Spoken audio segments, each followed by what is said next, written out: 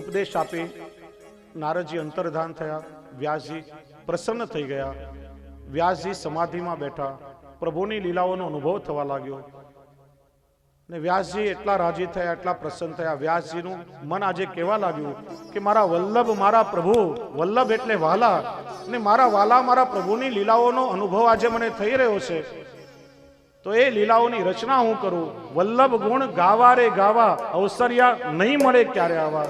અને એ રીતે શ્રીમદ ભાગવતની રચના થઈ છે.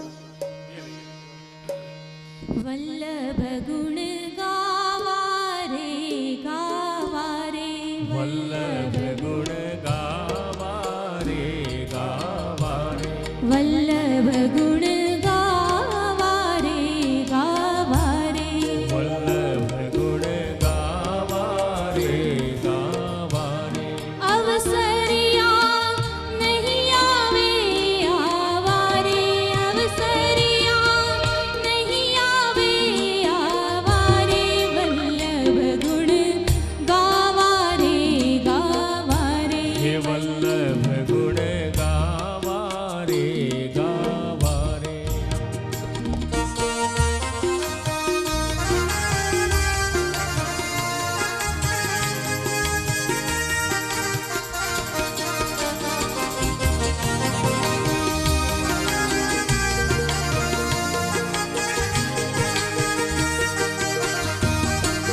મોઢેરા અવસર નહીં આવે રે, મોઘેરા અવસર નહીં આવે રે, મોઢેરા અવસર નહીં આવે રે, મોઘેરા અવસર નહીં આવે. લખ 84 માં ફરશો રે, લખ 84 માં ફરશો રે, ફરી ફરી અવતાર ધર્યા કરશો, ફરી ફરી અવતાર ધર્યા કરશો, વલ્લભ ગુણ ગાવા રે ગાવા રે, વલ્લભ ગુણ ગાવા રે ગાવા રે.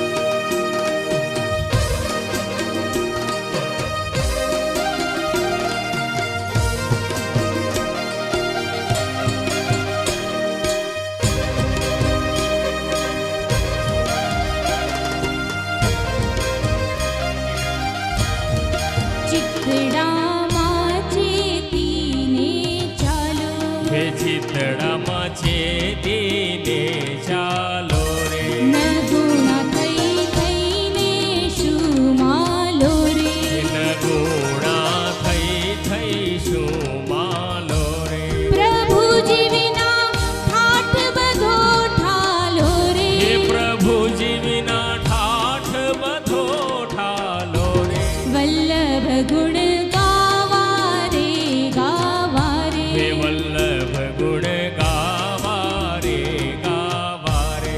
અવસરિયા તો નહીં આવે એવા રે એવા રે એવા રે, વલ્લભ ગુણ ગાવા રે ગાવા રે, વલ્લભ ગુણ ગાવા રે ગાવા રે.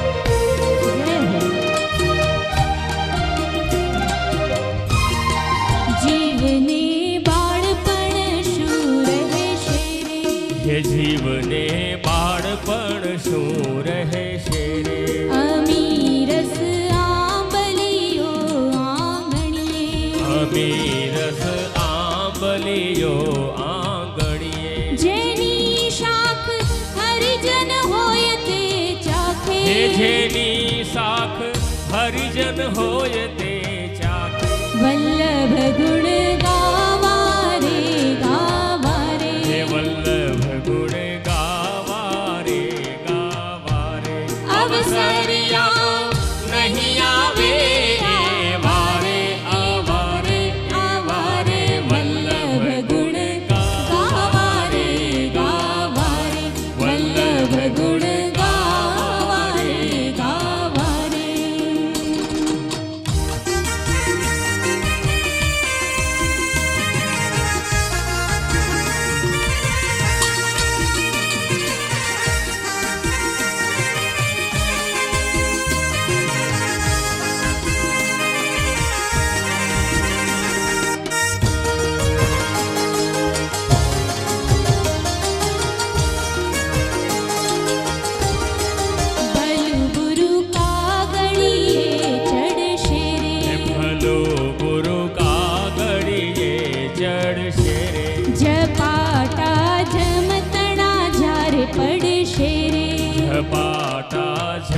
તણા જ્યારે પડશે રે પછી જીવને પસ્તાવો થાશે રે પછી જીવને પસ્તાવો થાશે રે વલ્લભ ગુણ ગાવા રે ગાવા રે હે વલ્લભ ગુણ ગાવા રે ગાવા રે અવસરિયા નહીં આવે આવારે આવારે આવારે વલ્લભ ગુણ ગાવા રે ગાવા રે હે વલ્લભ ગુણ ગાવા રે ગાવા રે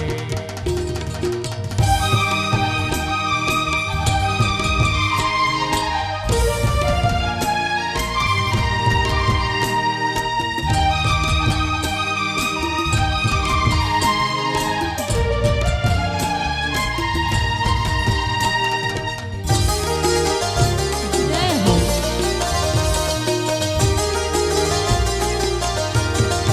ધાર્યું તે શ્રી હરિરાયનું થાશે રે હાર્યું શ્રી હરિરાયનું થાશે રે ધાર્યું તે શ્રી હરિરાયનું થાશે રે ધાર્યું તે શ્રી હરિરાયનું થાશે રે બીજું બધું અવર જો જાશે હે રે બીજું બધું આવરજો જાશે રે વલ્લભદાસ કહે છે કર જોડી વલ્લભદાસ કહે છે કર જોડી વલ્લભ ગુણ ગાવા રે ગાવા હે રે વલ્લભ ગુણ ગાવા રે ગાવા રે અવસરિયા નહીં આવે આવારે આવારે આવારે વલ્લભ ગુણ ગાવા રે ગાવા રે હે અવસરિયા નહીં આવે આવારે આવારે આવારે વલ્લભ ગુણ ગાવા રે ગાવા રે વલ્લભ ગુણ ગાવા રે ગાવા રે વલ્લભ ગુણ ગાવા રે ગાવા રે વલ્લભ ગુણ ગાવા રે બોલીએ શ્રી દ્વારિકાધીશ એ રીતે શ્રીમદ ભાગવતજીની રચના થઈ. વિચાર્યું ભાગવતનો પ્રચાર કોણ કરી શકે જેનામાં પૂર્ણ વૈરાગ્ય હોય. એવો વૈરાગ્યવાન મારો પુત્ર સુખદેવ છે. સુખદેવજીએ શ્રીમદ ભાગવતજીનો પ્રચાર કર્યો. અને એની સાથે આજના સત્રને આપણે વિરામ આપીએ. આવતીકાલનું સત્ર બરાબર સવારે 9 વાગે પ્રારંભ થશે. આજે 9:30 વાગે શરૂ થયું એટલે 1:30 વાગે પૂરું થયું. મેં કહ્યું ને જેટલું મોડું શરૂ થશે એટલો પાછળથી વિલંબ થશે. એટલે લાઇટ જનરેટર બધાવાળાને સૂચના કે સમયસર ડીઝલ બીજલ તમારી જે તૈયારી હોય વહેલીસર કરી રાખો. 9 વાગે સત્રનો પ્રારંભ થશે. બોલીએ શ્રી દ્વારિકા. મનોરથી પરિવાર આરતી માટે આવી જશે. અને મારા ભાસ્કરભાઈ આવતીકાલ માટેની જે સૂચના આજના જે મનોરથો છે સૂચના ભાસ્કરભાઈ અહીંથી આપશે. ગિરિરાજ ધાર્યાષ્ટકમનો પાઠ થશે. આશ્રયના પદને બદલે દરરોજ આપણે શ્રી ગિરિરાજ ધાર્યાષ્ટકમનો પાઠ કરશું અને પાઠ કરી અને પછી ઊભા થઈને મહાપ્રસાદ લેવા માટે જશું. કરું આરતી પ્રેમ ધરીને સ્વીકારો કૃષ્ણ કનૈયા કરું આરતી પ્રેમ ધરીને સ્વીકારો પ્રાણ પ્રભુ મારા મન મંદિરમાં પ્રાણ પ્રભુ મારા મન મંદિરમાં સ્નેહ ધરીને પધારો કૃષ્ણ કનૈયા કરું આરતી પ્રેમ ધરીને સ્વીકારો ભવસાગરમાં ભટકી રહેલા ભવસાગરમાં ભટકી રહેલા પ્રભુજી પાર ઉતારો કૃષ્ણ કનૈયા કરું આરતી પ્રેમ ધરીને સ્વીકારો સ્વાર્થ ભર્યા સંસારે સ્વામી સફળ કરો જન મારો કૃષ્ણ કનૈયા કરું આરતી પ્રેમ ધરીને સ્વીકારો શ્રીજી શ્રીજી દ્વારે આવ્યો દોડી, આશરો એક તમારો. કૃષ્ણ કનૈયા કરું આરતી, સ્નેહ ધરીને સ્વીકારો. વાલા પ્રેમ ધરીને પધારો. વાલા સ્નેહ ધરીને સ્વીકારો.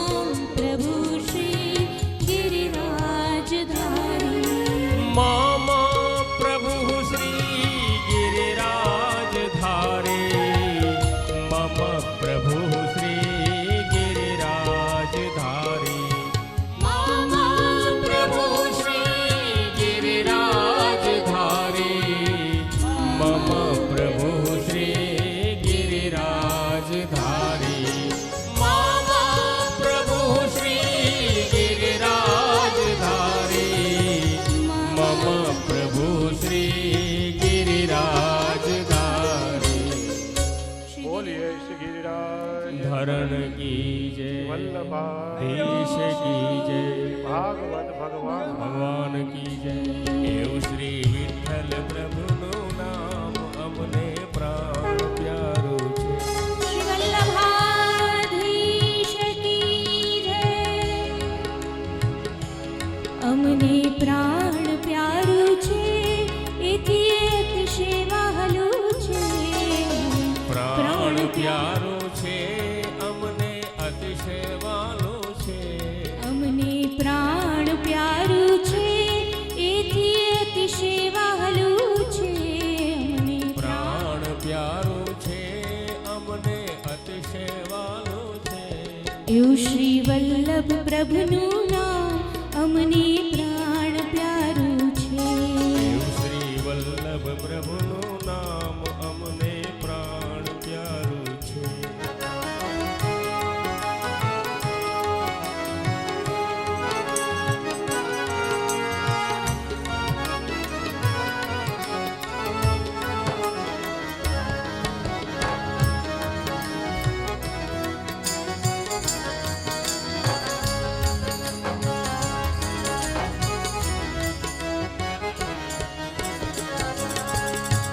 પુષ્ટિ માર્ગ પ્રગટાવ્યો દૈત્યોનો તાપ નશાવ્યો પુષ્ટિ માર્ગ પ્રગટાવ્યો દૈત્યોનો તાપ નશાવ્યો એવું શ્રી વલ્લભ પ્રભુનું નામ અમને પ્રાણ પ્યારું છે એવું શ્રી વલ્લભ પ્રભુનું નામ અમને પ્રાણ પ્યારું છે।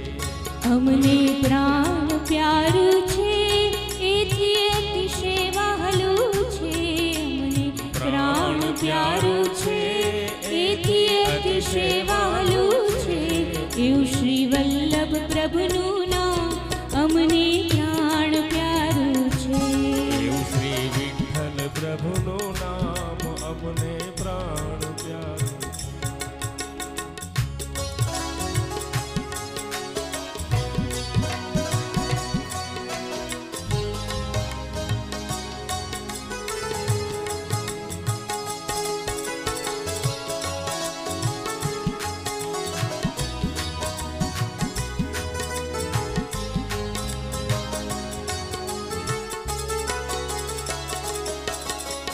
સેવા માર્ગ ચલાવ્યો ભક્તિ માર્ગ વિસ્તાર્યો સેવા માર્ગ ચલાવ્યો ભક્તિ માર્ગ વિસ્તાર્યો એવું શ્રી વિઠ્ઠલ પ્રભુનું નામ અમને પ્રાણ પ્યારું છે એવું શ્રી વિઠ્ઠલ પ્રભુનું નામ અમને પ્રાણ પ્યારું છે અમને પ્રાણ પ્યારું છે એથી અતિશય વહાલું છે પ્રાણ પ્યારું છે એથી અતિશય વહાલું છે એવું શ્રી વલ્લભ પ્રભુનું નામ અમને પ્રાણ પ્યારું છે એવું શ્રી વિઠ્ઠલ પ્રભુનું નામ અમને પ્રાણ પ્યારું છે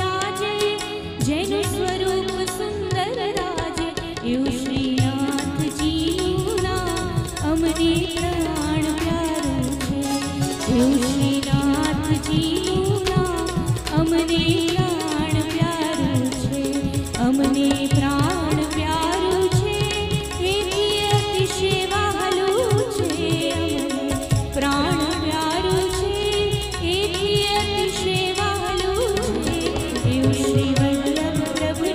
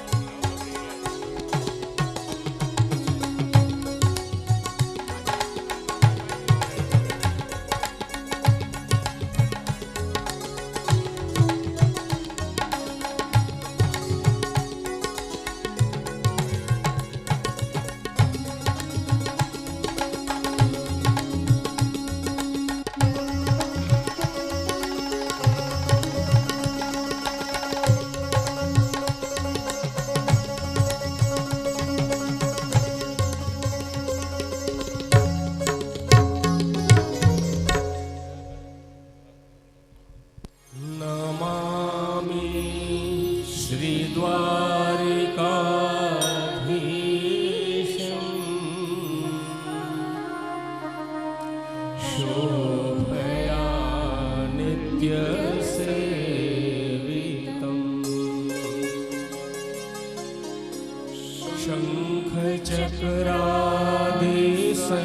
शङ्खचक्रादिसंयुक्तम् घनश्यामं चतुर्भुजम्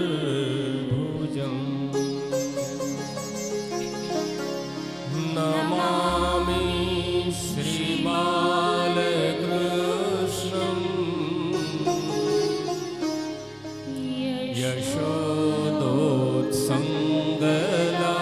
यशोदोत्सङ्गलालितं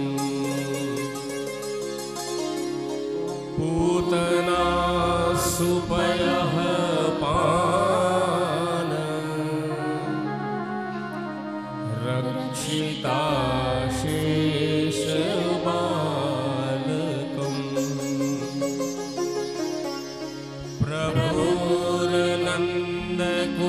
प्रभुर्नन्दकुमारो मे स्वामिनी वृषभानुजा कृतार्थोऽहं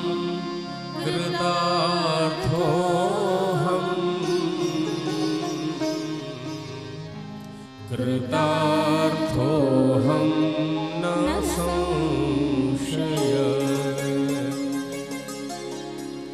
चिन्ता सन्तानहन्ता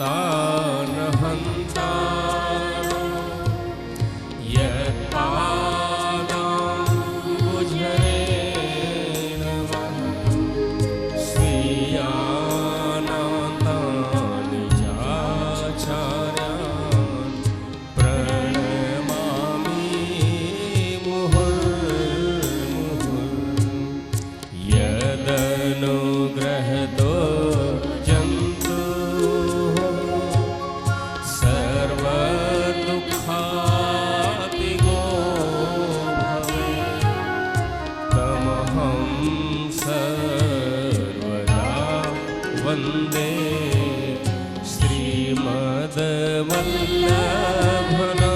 श्रीमद्वल्लभनोदनम्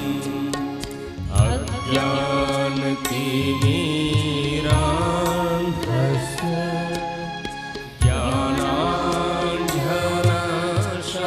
ज्ञानाञ्जनशलाकया चक्षुरुन्मीलितं येन तस्मै श्रीगुरवे नमः नमामि हृदये शेषे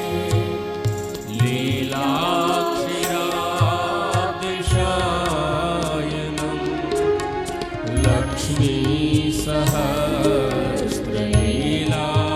लक्ष्मीसहस्रलीलाभिः सेव्यमानं कलानिधिं चतुर्भिश्च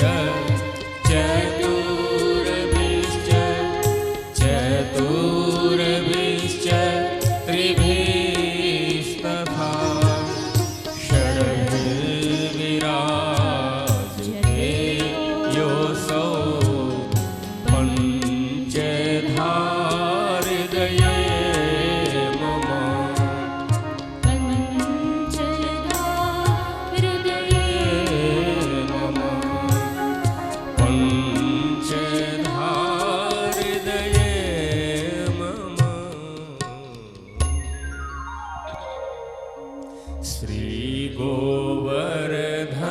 श्रीगोवर्धननाथ पादयुगलम्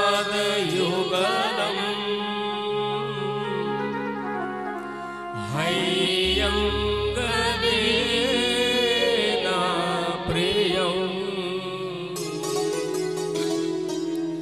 नित्यं श्रीमथुराधिपं सुखकरम्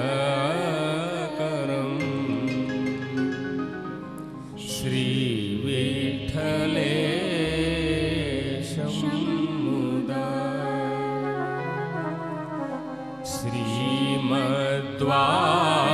श्रीमद्वारवतीश गोकुलपते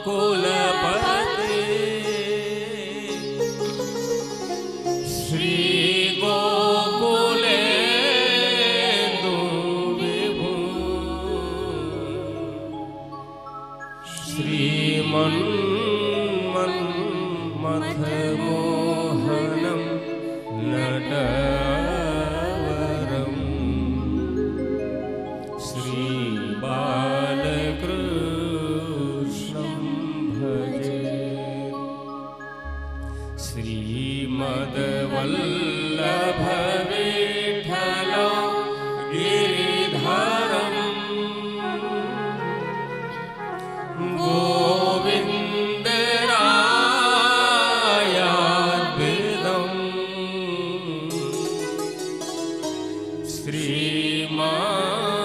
श्रीमद्बालक कृष्ण गोकुलपति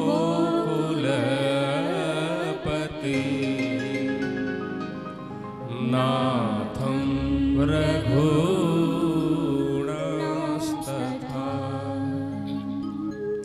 एवं श्री यदुनायकं किल घन श्यामं च तद्वंशजा कालिन्दिं स्वगुरुं गिरिगुरुविभुं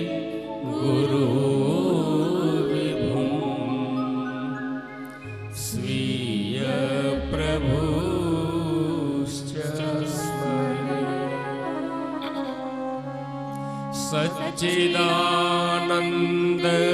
सच्चिदानन्दरूपाय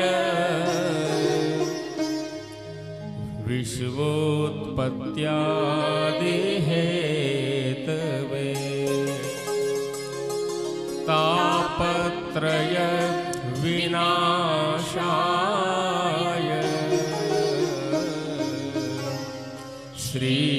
श्रीकृष्णाय वयं नुमः अर्थं तस्य विवेचितुं नहि विभुः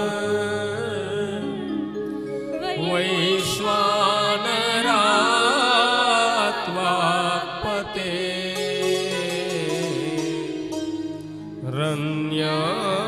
रन्यस्तत्र विधाय मानुषतनुं मा व्यासव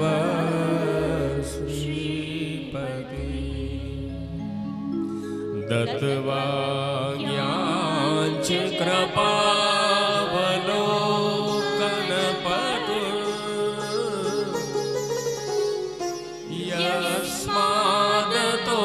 यस्मादतोऽहं मुदा गूढार्थं प्रकटीकरोमि बहुधा व्यासस्य विष्णुप्रियं पुष्टिमार्गीय सर्वज्ञ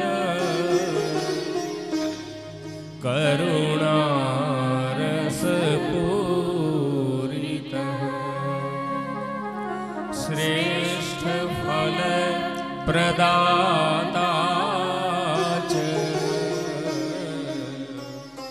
तस्मै श्री गुरवे नमः तस्मै श्री गुरवे नमः तस्मै श्री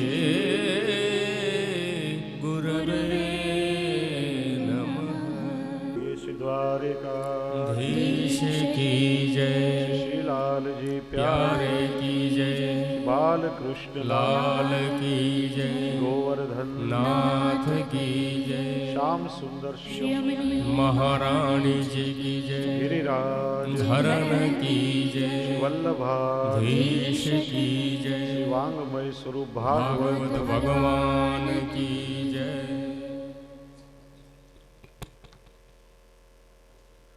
समग्र मनोरथी काकड़िया परिवार परम भगवती श्री कुरजी भाई, रोहित भाई, कालू भाई, नागजी भाई, अंकित भाई, रैया भाई, पोपट भाई, साथे साथे सूरत पधारेला तमाम बीजा सहमनोरथीओ, स्वयंसेवको, मनोरथीना स्वजनों બિરાજમાન વંદનીય ભૂદેવો, બ્રહ્મદેવો, કીર્તનકાર વૃંદ અને આપ સૌ વલ્લભ ચરણાનુરાગી ભગવદીઓ, મારા આત્મીયજનો, સ્વજનો, શ્રીમદ ભાગવતી યાત્રાનો આજે તૃતીય દિવસ. શ્રીમદ ભાગવતજીનું પ્રાગટ્ય કેવી રીતે થયું એનું દર્શન ગઈકાલે આપણે કર્યું. વ્યાસજીએ ભાગવત સિદ્ધ કર્યું. વિચાર્યું કે આ ભાગવતનો પ્રચાર કોણ કરી શકે, જેનામાં પૂર્ણ વૈરાગ્ય હોય. અને એવો વૈરાગ્યવાન તો મારો પુત્ર સુખદેવ છે, પણ સુખદેવજીને તો નિરાકાર બ્રહ્મમાં આસક્તિ છે ને આ તો સાકાર બ્રહ્મની લીલાઓનું વર્ણન છે. સુખદેવજીને ભાગવત કઈ રીતે ભણાવવું?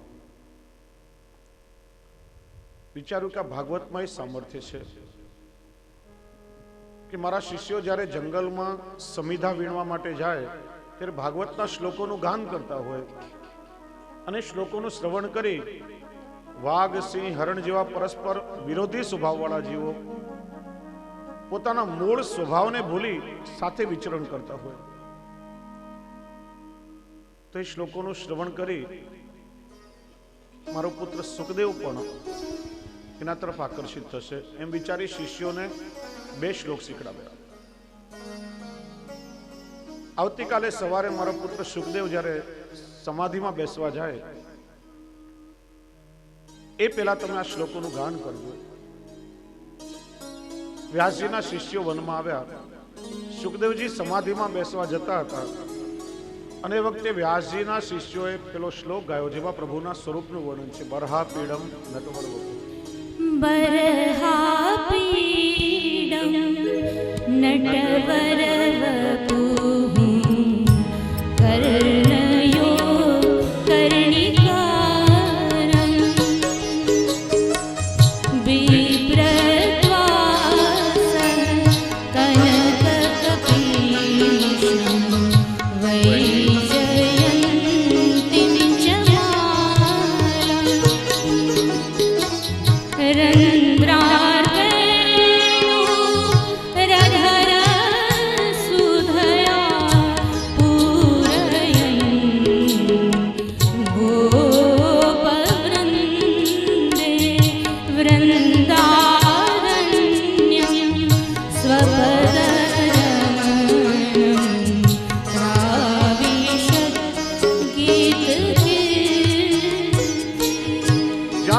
શ્રવણ સુખદેવજીએ કર્યું. વિચાર કર્યો આવું અદ્ભુત વર્ણન કોનું હશે? બરહાપીડમ, મયુરનું પીછ જેને પોતાના મસ્તક ઉપર ધારણ કર્યું છે. નટવર વપુ, નટવત વેશ જેમણે ધારણ કર્યું છે. કર્ણમાં કર્ણિકારના પુષ્પો છે. પીળો સુવર્ણ જેવું ચળકતું પીતાંબર જેને ધારણ કર્યું છે. વૈજયંતી માલાની સાથે અનેક રત્નોની પુષ્પની માળા જેમને કંઠમાં ધારણ કરી છે. શું આ શ્યામ સુંદરનું વર્ણન હશે? હજી વધારે આગળ વર્ણન આવશે એવું સુખદેવજી માનતા હતા, પણ વ્યાસજીની શિષ્યોને આજ્ઞા હતી આ શ્લોક બોલવો. સુખદેવજી ધ્યાનમાં બેસવા જાય છે પણ મન ધ્યાનમાં લાગતું નથી. મન પેલા શ્લોક તરફ આકર્ષિત થાય છે. આહા, वो અદ્ભુત વર્ણન શું આ શ્યામ સુંદરનું હશે? અને ત્યાં જ વ્યાસજીના શિષ્યોએ બીજા શ્લોકનું ગાન કર્યું. અહો બકીયમ સ્તન કાલકૂટમ, अहो बकीयं स्तनकालकूटं, अहो बकीयं स्तनकालकूटं, झिङ्गासयापाय यद्यप्यसाद्रि लेभे गति धात्र्युचिताततोऽन्यं लेभे गतिं धात्र्युचिताततोऽन्यं किं वा दयालु शरणं व्रजे. અહો બકીયમ સ્તન કાલકૂટમ જિગાંસયા પાય યદપ્ય સાધ્વી લેભે ગતિમ ધાત્ર ચિત્તામ તતોન્યમ કમવા દયાલુમ શરણમ વ્રજેમ. પ્રભુનો સ્વભાવ તો જુઓ. તો કે બકની બેન બકી એટલે પૂતના, જે સ્તન ઉપર કાલકોટ વિષનું લેપન કરી અને પ્રભુને મારવા માટે આવી, પણ ભગવાને એને માની ગતિ આપી. કૃષ્ણ સિવાય આવા દયાળુ બીજા કોણ હોઈ શકે કે જેના શરણમાં આપણે જવું જોઈએ. પ્રભુના ગુણોનું શ્રવણ કર્યું ને ત્યાં જ સુખદેવજી રહી ન શક્યા, ઊભા થઈને આવ્યા, પૂછ્યું આ શ્લોકો શેના છે? તો કે આપના પિતાશ્રીએ શ્રીમદ ભાગવત સિદ્ધ કર્યું છે, ના શ્લોકો ભાગવતના છે. આવા તો 18,000 શ્લોકો છે.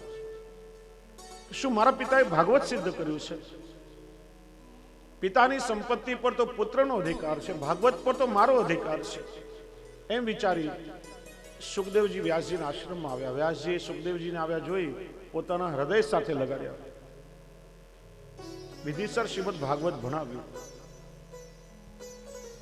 એ રીતે શ્રીમદ ભાગવતનો પ્રચાર સુખદેવજીએ કર્યો. હવે પ્રશ્ન આવ્યો, પરીક્ષિત તો ભગવાનનો પરમ ભક્ત છે, તો પછી પરીક્ષિતને બ્રાહ્મણનો શાપ કેવી રીતે મળ્યો? એના વિસ્તારમાં કથા કહી. મહાભારતનું યુદ્ધ પૂરું થયું છે. એક તરફ દુર્યોધન ભીમસેનની ગદાથી ઘાયલ થઈને પડ્યો છે, એક તરફ ભીષ્મ પિતામહ બાણોની શૈયા પર પોડી રહ્યા છે, ચારે તરફ લાશોના ઢગલા પડ્યા છે. યુદ્ધના વિનાશથી બધાના મન અશાંત છે. સ્વજનોના મૃત્યુના ભોગે મળે રાજ્ય પણ શું કામનું? પોતાના સ્વજનોના ઉદ્ધાર માટે ગંગાજીમાં સ્નાન કર્યું, શ્રાદ્ધ કર્યું, તર્પણ કર્યું, પણ કોઈના મનને શાંતિ નથી. અશ્વત્થામાં વિચારે કે આ યુદ્ધ પાંડવોએ છલ કપટથી જીત્યું છે, તો હું પણ પાંડવોને છલ કપટથી મારીશ. રાત્રે જ્યારે પાંડવો પોતાની છાવણીમાં સૂઈ રહ્યા હશે, ત્યારે રાત્રિના અંધકારમાં હું એમના મસ્તક કાપી નાખીશ. ભગવાન આ લીલા જાણી ગયા. ભગવાને પાંડવોને પોતાની પાસે બોલાવ્યા. મારે તમારું અગત્યનું કામ છે, તમારી સાથે ચર્ચા કરવી છે, મારી સાથે ચાલો. રાત્રિના અંધકારમાં અશ્વત્થામાં પાંડવોની છાવણીમાં આવ્યો. હે જો, બધી જ પ્રભુની લીલા છે. પ્રભુએ જ આ લીલાનું નિર્માણ કર્યું છે. નહીં તો કોઈની તાકાત નથી પાંડવોની છાવણીમાં આવી શકે. એનું કારણ પાંડવોની છાવણીની રક્ષાનું કાર્ય ભગવાને સુદર્શન ચક્રને સોંપ્યું છે. પ્રભુએ નારદજીને આજ્ઞા કરી. નારદજી આવ્યા સુદર્શન પાસે. હવે તો યુદ્ધ પૂરું થઈ ગયું, બધા જ કૌરવો હતાહત થઈ ગયા. હવે પાંડવોને કોઈનો ભય નથી. પાંડવો હવે નિર્ભય બન્યા છે. તો ચાલો આપણે થોડો સત્સંગ કરીએ. એમ કહી નારદજી સુદર્શનજીને પોતાની સાથે લઈ ગયા. છાવણી અસુરક્ષિત બની અને એ જ સમયે અશ્વત્થામાએ પાંડવોની શિબિરમાં પ્રવેશ કર્યો છે. 5 પાંડવ પુત્રો માથું ઓઢીને સૂઈ રહ્યા હતા. રાત્રિના અંધકારમાં પાંડવ પુત્રને પાંડવ સમજી તલવારના ઝાટકે અશ્વત્થામાએ 5 પાંડવ પુત્રના મસ્તક કાપી નાખ્યા. એક કોથળામાં ભર્યા અને લઈ દુર્યોધન પાસે આવ્યો. અરે દુર્યોધન, આજે તને એક એવા સમાચાર આપું કે તું આમ રાજી રાજી થઈ જઈશ. પૂછ્યું, એવા સમાચાર કયા? કેટલાય સમયથી સારા સમાચાર સાંભળવા માટે મારા કાન તરસી રહ્યા છે. તને ખબર છે આ થેલામાં શું છે? રાત્રે અંધકારમાં જઈને 5 પાંડવોના મસ્તક કાપી નાખ્યા અને પાંડવોના મસ્તકની ભેટ હું તારા માટે લઈને આવ્યો છું. કે શું વાત કરે છે? દુર્યોધન રાજી થઈ ગયો કે સૌથી પહેલા મારા સૌથી મોટા શત્રુ ભીમનું મસ્તક મને બતાવો કે જેના કારણે મારી આ દશા થઈ છે. જ્યાં અશ્વત્થામાએ થેલો ઊંધો કર્યો, એમાંથી પાંડવ પુત્રોના મસ્તક નીકળ્યા અને આ જોઈ દુર્યોધનના મોઢામાંથી પણ ચીસ નીકળી ગઈ. અરે અશ્વત્થામા, આ તે શું કર્યું? મારી શત્રુતા તો પાંડવ સાથે હતી. આ નિર્દોષ પાંડવ બાળકોએ તારું શું બગાડ્યું હતું? આજે તે મારા આખા વંશને નિર્મૂળ કરી નાખ્યો. દુર્યોધનને દુઃખ થયું અને એ સમયે એના પ્રાણ નીકળી ગયા છે. દુર્યોધનને વરદાન હતું, હર્ષ અને શોકની બંને લાગણીઓ એક સમયમાં જ્યારે એને થશે ત્યારે એના પ્રાણ નીકળી જશે. જેણે સાંભળ્યું કે આ થેલામાં પાંડવોના મસ્તક છે, એને હર્ષની લાગણી થઈ. અને જ્યાં પાંડવ પુત્રના મસ્તક જોયા ત્યાં એને શોકની લાગણી થઈ. બંને લાગણીઓ એક સાથે થઈ અને એ સમયે દુર્યોધનના પ્રાણ નીકળી ગયા છે. આ તરફ સવારે જ્યારે દ્રૌપદી પોતાના બાળકોને જગાડવા કક્ષમાં આવી, મસ્તક વગરના બાળકોના ધડ જોયા, આખો કક્ષ રક્ત રંજિત જોયો. એના મોઢામાંથી હૃદય દ્રાવક ચીસ નીકળી. બધા જ પાંડવો ભાગતા ભાગતા આવ્યા. દ્રશ્ય જોઈને બધાના હૃદય ફાટી ગયા. અર્જુન ક્રોધે ભરાયો કે જેણે મારા સંતાનોની આ દશા કરી છે એને જીવતો નહીં રહેવા દઉં, દંડ આપીશ. અર્જુન રથમાં ગયો અને અશ્વત્થામાને દોરડેથી બાંધી પશુની જેમ ઘસીટતા ઘસીટતા લઈને આવ્યો. લે દ્રૌપદી, આ રહ્યો તારા પુત્રોનો હત્યારો. તારે ને જે સજા આપવી હોય તે સજા આપ. અને અશ્વત્થામાને જોઈ દ્રૌપદીએ એને દંડવત કર્યા, એના ચણસ્પર્શ કર્યા. તમે આ શું કરો છો? આ તમારા ગુરુનો પુત્ર છે, અને ગુરુનો પુત્ર પણ સ્વયં ગુરુનું સ્વરૂપ કહેવાય. અને આ તો એ ગુરુનો પુત્ર છે કે જેણે પોતાના પુત્ર કરતા વધારે જ્ઞાન તમને આપ્યું છે. મારી સામે કોઈ બ્રાહ્મણને દુઃખ થાય એ હું સહન નહીં કરી શકું. ભીમ કહે છે આ આતતાઈ છે, આતતાઈને મારવામાં કઈ વાંધો નથી. દ્રૌપદી કહે છે હું એને નહીં મારવા દઉં. પાંડવો કહે છે મને જીવતો નહીં છોડીએ. ત્યાં ભગવાન શ્રી કૃષ્ણ પધાર્યા. બધાએ ભગવાનને જઈને પૂછ્યું કે પ્રભુ, આ અશ્વત્થામા પાંડવોના પુત્રનો હત્યારો છે, આતતાઈ છે, અમે એને જીવતો નહીં છોડીએ. દ્રૌપદી કહે છે હું એને મરવા નહીં દઉં. વચ્ચેનો ઉપાય શું? ભગવાન કહે છે, શાસ્ત્રો કહે છે કે આતતાઈને મારવામાં કઈ વાંધો નથી. વળી શાસ્ત્રો એવું પણ કહે છે ગુરુનો પુત્ર હોય, બ્રાહ્મણ હોય અને આપણા ઘરના આંગણામાં આવીને હોય તો એનો અનાદર ન કરવો જોઈએ. વચલો માર્ગ શું? ત્યારે ભગવાને કહ્યું કે જો જે વ્યક્તિનું સમાજમાં બહુ સન્માન થતું હોય એને આમ એક ઝાટકે મારી નાખો, એક વખતમાં એનું મૃત્યુ થઈ જાય. પણ એને અપમાનિત કરીને જો જીવતો રાખવામાં આવે તો પછી પળ પળ એનું મૃત્યુ થાય છે. આ તલવારના એક ઝાટકે મારી નાખો એટલી સજા અશ્વત્થામા માટે પૂરતી નથી. એને અપમાનિત કરીને છોડી મૂકો ત્યારે ને સમજાશે. એમ કરો, અશ્વત્થામાના મસ્તક ઉપર પેલો જન્મસિદ્ધ મણિ છે, એ મણિ તમે કાઢી લો. ઘણા વિદ્વાનો અર્થ કરે છે કે અશ્વત્થામા સંસારનું પ્રતીક છે. સંસાર કેવો છે? એને મરાય પણ નહીં, એને છોડાય પણ નહીં. મારો તો મરે નહીં, ને છોડો તો છૂટે નહીં. મણિ એટલે આસક્તિ. સંસારને મરાય પણ નહીં, સંસારને છોડાય પણ નહીં. પણ એમાંથી જો આપણે આસક્તિને હટાવી લઈએ તો આ સંસાર બાધક ન બની શકે. અર્જુને અશ્વત્થામાના મસ્તક પરથી મણિ કાઢી લીધો. અશ્વત્થામાના માથામાંથી રક્ત વહેવા લાગ્યું. દરિદ્ર બની ગયો. એનું તેજ સાવ ઝાંખું થઈ ગયું. ગમે ત્યાં દરિદ્રની જેમ ભટકવા લાગ્યો. લોકો એની મશ્કરી કરવા લાગ્યા, એને તરછોડવા લાગ્યા, એનું અપમાન થવા લાગ્યું. અશ્વત્થામા વિચારે કે આવું અપમાનિત જીવન આપી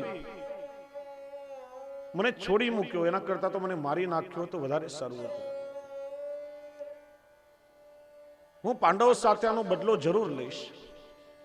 એ જાણતો હતો કે ઉત્તરાના ગર્ભમાં પાંડવોનો છેલ્લો વંશ ઉછેરી રહ્યો હતો. વિચાર કે એને સમાપ્ત કરી દઉં તો પાંડવોનો આખો વંશ નિર્મૂળ થઈ જશે. ઉત્તરાના ગર્ભમાં રહેલા બાળકને મારવા માટે અશ્વત્થામાએ બ્રહ્માસ્ત્રનું અનુસંધાન કર્યું છે. બ્રહ્માસ્ત્ર એટલે જેમ એક સૂર્યનું તેજ હોય એમ બ્રહ્માસ્ત્રમાં 12 સૂર્યનું તેજ હોય. અને અમોઘ અસ્ત્ર છે જે ક્યારે પણ નિષ્ફળ ન જાય. અશ્વત્થામાએ ઉત્તરા ઉપર બ્રહ્માસ્ત્ર ફેંક્યું. ઉત્તરા ભયભીત થઈને ભાગવા લાગી. શ્યામ સુંદરનું સ્મરણ થયું કે આ જગતમાં મને કોઈ બચાવી શકે તો મારા કૃષ્ણ સિવાય બીજું કોઈ નથી. કૃષ્ણના શરણમાં આવી પ્રભુની સ્તુતિ કરવા લાગી. પાહી પાહી મહાયોગી દેવ દેવ જગતપતે. હે પ્રભુ, મારી રક્ષા કરો. આ બ્રહ્માસ્ત્ર મને બાળી નાખે તો કઈ વાંધો નહીં, પણ મારા ગર્ભમાં રહેલા બાળકની આપ રક્ષા કરો. પ્રભુ આપના શરણમાં આવીશું. ભગવાન ભક્ત વત્સલ છે. ભગવાને સૂક્ષ્મ સ્વરૂપે ઉત્તરાના ગર્ભમાં પ્રવેશ કર્યો. ભગવાને ચત્રભુજ સ્વરૂપ ધારણ કર્યું અને પોતાના શ્રીયસથી ભગવાન ગદા ફેરવવા લાગ્યા સુદર્શનની જેમ. અને બ્રહ્માસ્ત્રના તેજને ભગવાને પોતાના સ્વરૂપમાં વિલીન કરી લીધું. ઉત્તરાના ગર્ભમાં રહેલા એ બાળકની ભગવાને રક્ષા કરી છે. ખરેખર તો ભગવાન એને તનુનવત્વનું દાન કર્યું છે. આગળ આપણે એની ચર્ચા કરીશું. અને વાસ્તવમાં આપણે જોઈએ તો માતાના ગર્ભમાં દરેકની રક્ષા ભગવાન જ કરતા હોય છે. 9 મહિના સુધી શ્વાસ લેવા માટે આપણને ઓક્સિજન કોણ આપે છે? માતાના ગર્ભમાં આપણું પોષણ કોણ કરે છે? દરેકની રક્ષા ભગવાન કરે છે. ભગવાને પછી દારૂક સારથીને રથ આગળ લઈ જવા માટે કહ્યું.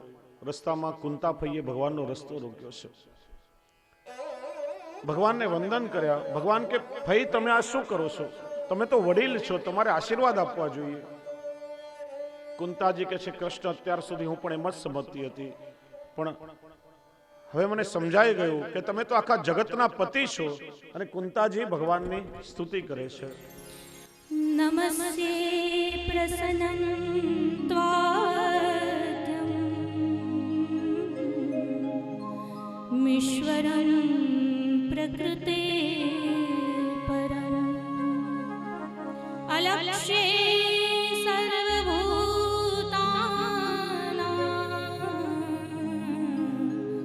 મન્તવેરવસ્થિતં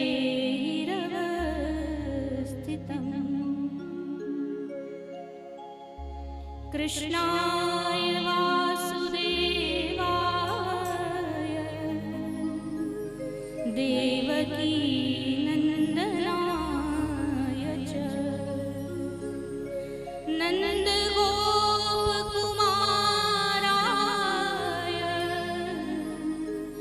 ગોવિંદાય નમો નમઃ. હે કૃષ્ણ વસુદેવ દેવકીના પુત્ર, હે નંદકુમાર ગોવિંદ, આપને હું વંદન કરું છું.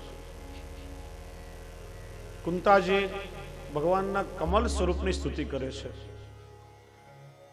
નમઃ પંકજ નાભાય, નમઃ પંકજ માલિને, નમઃ પંકજ નેત્રાય, નમસ્તે પંકજાંગલ્ય. જેની નાભી કમળ સમાન, અર્થાત નાભીમાંથી કમળ અને કમળમાંથી બ્રહ્માજીની ઉત્પત્તિ થઈ, જેમના નેત્રો કમળ સમાન છે, જેમના હસ્ત કમળ સમાન છે, જેમના ચરણ કમળ સમાન છે, એવા હે કમલનયન પ્રભુ, આપને હું વંદન કરું છું. જો તમે દરરોજ ઠાકોરજીના દર્શન કરો, નિત્ય તમે ઘરમાં ઠાકોરજીની સેવા કરો, તો એક પ્રશ્ન તમને પૂછું કે ઠાકોરજીના સ્વરૂપમાં કુલ કેટલા કમલ બિરાજે છે? જેમને ખબર હોય ના બોલશો, જેમણે સાંભળ્યું હોય. તમારામાંથી કોઈ વૈષ્ણવ કહેશે ઠાકોરજીના સ્વરૂપમાં કુલ કેટલા કમલ બિરાજે છે? સુરતમાં, અમદાવાદમાં ચર્ચા થઈ. કેટલા? 10 કમલ. બરાબર. સુરદાસજીનું વર્ણન કર્યું છે. એક પદમાં સુરદાસજી કહે છે, દેખેરી દેખે મેને 10 કમલ ઇકઠો. ઠાકોરજી પધારી રહ્યા હતા અને પ્રભુના સ્વરૂપમાં એક સાથે 10 કમલના દર્શન સુરદાસજી કર્યા છે. ઠાકોરજીના સ્વરૂપમાં કુલ 10 સ્વરૂપ, 10 કમલ બિરાજે છે. એક ભગવાનનું મુખ કમલ, 2 ભગવાનના નેત્ર કમલ. કેટલા થયા? 3. ભગવાનનું હૃદય કમલ, પ્રભુનું નાભી કમલ. કેટલા? 5. 2 ભગવાનના હસ્ત કમલ અને 2 ભગવાનના ચરણ કમલ. કેટલા? 9. અને 1 કમલ ઠાકોરજીએ પોતાના શ્રીહસ્તમાં ધારણ કર્યું છે. સુરદાસજી વર્ણન કરે, દેખેરી દેખે મેને 10 કમલ ઇકઠોર. પછી આગળ કહે, દેખેરી દેખે મેને 20 કમલ ઇકઠોર. ઠાકોરજી પધારી રહ્યા હતા, સ્વામીજી પધારી રહ્યા હતા. 10 કમલ ઠાકોરજીના સ્વરૂપમાં અને 10 કમલ સ્વામીજીના સ્વરૂપમાં એમને દર્શન થયા. આગળ વર્ણન કરે, દેખેરી દેખે મને 40 કમલ ઇકઠો, 10 કમલ ઠાકોરજીના, 10 સ્વામીજીના યુગલ સ્વરૂપ બિરાજે છે, અને યુગલ સ્વરૂપ દર્પણમાં પોતાના પ્રતિબિંબને નિહારી રહ્યા છે. 20 કમલના દર્શન દર્પણમાંથી થઈ રહ્યા છે, એટલે 20 ને 20 40 થયા. પછી કહે છે દેખેરી દેખે મને 60 કમલ ઇકઠો, 60 કમળના દર્શન કરે. 10 ઠાકોરજીના, 10 સ્વામીજીના, કેટલા? 20. દર્પણમાં પોતાનું પ્રતિબિંબ નિહારી રહ્યા છે, 20 ને 20 40. બાજુમાંથી શ્રી યમુનાજીનો જલ પ્રવાહ વહી રહ્યો છે, અને યુગલ સ્વરૂપનું પ્રતિબિંબ યમુનાજીમાં દેખાઈ રહ્યું છે. 20 કમલના દર્શન યમુનાજીમાં થઈ રહ્યા છે. તો એ રીતે પ્રભુના કમળ સ્વરૂપને કુંતાજી વિનંતી કરે છે. કુંતાજી કહે છે પ્રભુ આપ પધારી તો રહ્યા છો, પણ મારે આપની પાસે એક વરદાન જોઈએ છે. ભગવાન કે ભાઈ તમારે માગવાનું ન હોય, આજ્ઞા કરો. કુંતાજી કે પ્રભુ એમ નહીં, આપ મને વચન આપો કે હું જે માગીશ એ આપ મને આપશો. ભગવાન કે વચન આપ્યું. ત્યારે કુંતાજીએ માગ્યું છે, વિપદ સંતુ ન શસ્વ તત્ર તત્ર જગદ્ગુરુ ભવતો દર્શનમ યસ્યાદ અપુનર્ભવ દર્શનમ. હે પ્રભુ, મને વરદાન આપો કે મારા ને મારા સંતાનોના જીવનમાં નિરંતર વિપદા આવે. કારણ કે સુખમાં કોઈ આપનું સ્મરણ કરતું નથી. સુખમાં અહંકારથી માણસ આપને ભૂલી જાય છે. આ જીવનો સ્વભાવ કેવો કે જ્યારે જ્યારે આપત્તિ આવે, દુઃખ આવે, ત્યારે જ પ્રભુ આપનું સ્મરણ થાય છે. એટલે જ કોઈએ કહ્યું, दुख में सुमरिन सब करे, सुख में करे न कोई, जो सुख में सुमरिन करे तो दुख काहे को હોય. જીવનો સ્વભાવ છે કે જ્યારે જ્યારે આફત આવે, કોઈ તકલીફ આવે, ત્યારે ત્યારે પ્રભુની યાદ આવે છે. નહીં તો શ્રીજી બાબા તો 500 વર્ષથી વામ શ્રીયસ ઊંચો કરીને આપણને બોલાવી રહ્યા છે કે હે જીવ તું મારા શરણમાં આવો. પણ આપણે સમજાવી દીધું છે કે ભગવાન હમણાં મારી પાસે સમય નથી, હમણાં બહુ સુખી છું. જ્યારે ધંધામાં નુકસાન જશે, જ્યારે લૌકિકમાં કોઈ કષ્ટ થશે, કોઈ દુઃખ આવશે, ત્યારે ભાગતો ભાગતો પૂનમો ભરવા માટે આવીશ. ત્યારે હું ગિરિરાજજીની પરિક્રમાનો 11નો નિયમ લઈશ. હમણાં મારી પાસે સમય નથી, હમણાં તો બધી રીતે સુખી છું. સુખમાં અહંકારથી જીવ પ્રભુને ભૂલી જાય છે, દુઃખમાં પ્રભુની યાદ આવે છે. એટલે જ કોઈ કવિએ બહુ સુંદર લખ્યું છે, કોણ ભલાને પૂછે છે, કોણ બુરાને પૂછે છે. કોણ ભલાને પૂછે છે, કોણ બુરાને પૂછે છે. સ્વાર્થના છે સૌ સગા, કોણ ખરાને પૂછે છે. ફૂલોમાંથી અત્તર નીચોવ્યા પછી કોણ ફૂલોની દશાને પૂછે છે. આ તો સંજોગો ઝુકાવે છે માનવીને, નહીં તો ભગવાનને કોણ પૂછે છે. એટલે જ કુંતાજીએ દુઃખ માગ્યું છે. સંપત્તિમાં સૌ પ્રભુને ભૂલી જાય, વિપત્તિમાં પ્રભુનું સ્મરણ થાય. પણ ખરેખર શ્રીમદ ભાગવતમાં લખ્યું છે, લૌકિક સંપત્તિ જ્યારે આપણી પાસે આવે ને, તો સંપત્તિ એ જ માનવીના દુઃખનું મૂળ કારણ છે. માણસ પાસે ધન આવે, પૈસો આવે, એની સાથે 15 પ્રકારના દુઃખ આવે છે. પૈસાની સાથે, લક્ષ્મીની સાથે દુઃખ આવે. સૌથી પહેલા તો રૂપિયા કમાવા કઈ રીતે, એના માટે માણસને પરિશ્રમ કરવો પડે, કેટલી વેઠ કરવી પડે, દિવસ રાત ઉજાગરા કરવા પડે. રૂપિયા આવે, સાચવવાનું દુઃખ. રૂપિયાની સાથે માણસની અંદર અહંકાર આવે. એ પોતાને જ મોટો સમજવા લાગે, બીજા બધાને પોતાના કરતા હલકો સમજે. પછી અવિશ્વાસ, પોતાના પરિવારના સભ્યોમાં અવિશ્વાસ થાય, આ બધાની નજર ખાલી મારા પૈસા પર છે. પછી પરિવાર સાથે જુદાપણું આવે, ક્લેશ આવે, ક્રોધ અને ઈર્ષા આવે. પૈસાની સાથે માણસ દુષ્કર્મ કરવા લાગે, પ્રભુથી વિમુક્તા આવે, ઘરમાં અધર્મ આવે.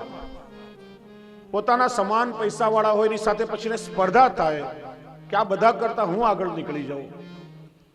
એમ 15 પ્રકારના દુઃખ આવે છે. અને એટલા માટે કોઈએ બહુ સરસ લખ્યું છે કે પૈસો કેવા પાપ કરાવે, માનવતા વિસરાવે છે. પૈસો કેવા પાપ કરાવે, માનવતા વિસરાવે છે. પૈસો કેવા પાપ કરાવે, માનવતા વિસરાવે છે. પાપ તણા ડુંગર ખડકીને, પાપ તણા ડુંગર ખડકીને, પુણ્ય બધા પ્રજવાળે છે. હો પૈસો કેવા પાપ કરાવે, માનવતા વિસરાવે છે.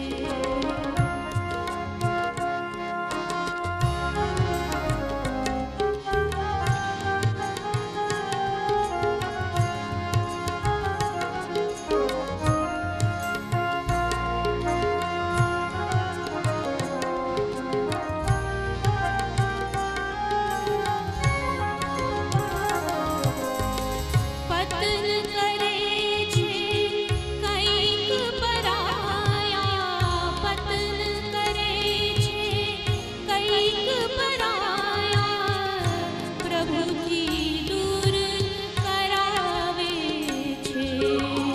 મદ ઘેલા થઈ માનવીઓ બધા શિયળ કંઈક છુપાવે છે.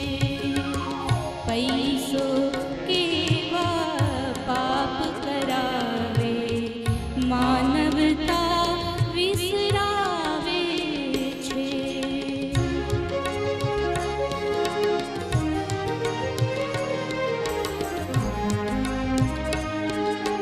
પૈસો કેવા પાપ કરાવે, માનવતા વિસરાવે છે. જો પ્રારબ્ધ અને પુરુષાર્થથી મળેલો પૈસો છે ને, એ હંમેશા અહમ લઈને આવે છે. તમારા પરિશ્રમથી કે નસીબથી તમે મેળવ્યો હોય તો એનાથી માણસમાં અહંકાર આવે. પણ ઠાકોરજીની કૃપાથી જે સંપત્તિ તમને મળી હોય ને, એ હંમેશા દીનતા લઈને આવે છે. એટલે તો ઠાકોરજીએ લક્ષ્મીને પોતાના ચરણમાં રાખી છે. પ્રભુના ચરણમાં એ સામર્થ્ય છે કે જે પ્રભુના ચરણ કમલનું આરાધન કરે ને, પ્રભુ એને અલૌકિક લક્ષ્મી આપે. અને પ્રભુની કૃપાથી આવેલી લક્ષ્મી એ હંમેશા દીનતા લઈને આવે, અને એનાથી આવા સુંદર ભગવત કાર્યો થાય, હરિગુરુ વૈષ્ણવની સેવા થાય, અલૌકિકમાં એનો વિનિયોગ થાય. અને પ્રારબ્ધથી મળેલો પૈસો અહંકાર લઈને આવે, જે માણસને હંમેશા અધર્મ માટે માનવ ખુદ શૈતાન બને છે, માનવ ખુદ શૈતાન બને છે. નૈતિકતા ભણાવે છે, માત પિતા ભ્રાતા ભગિનીના, માત પિતા ભ્રાતા ભગિનીના.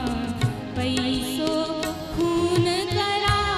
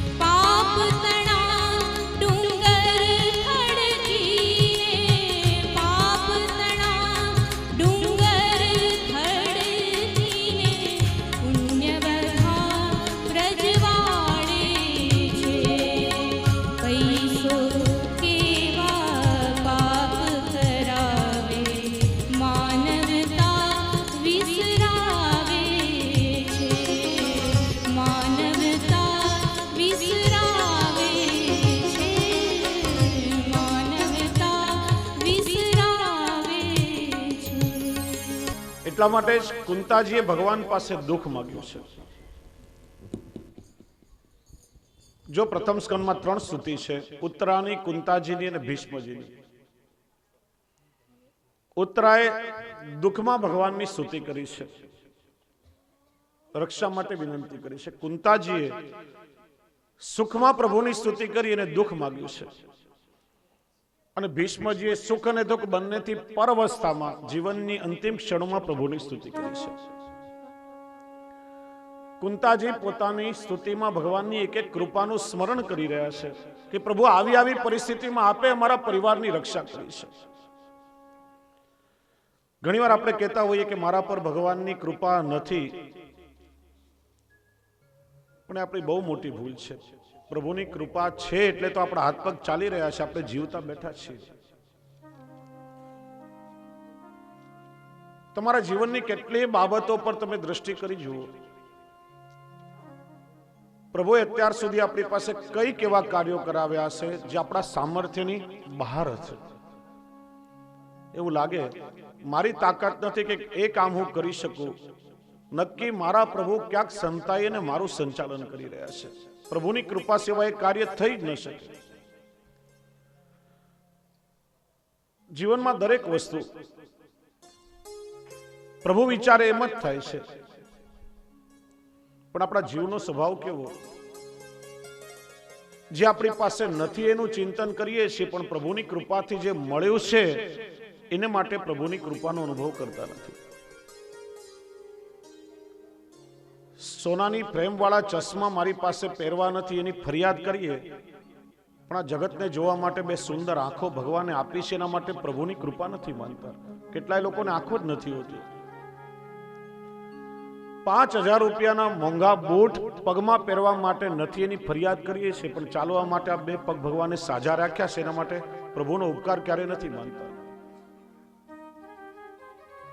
ભગવાને તમને જે આપ્યું છે એમાં પ્રભુની કૃપાનો અનુભવ કરો.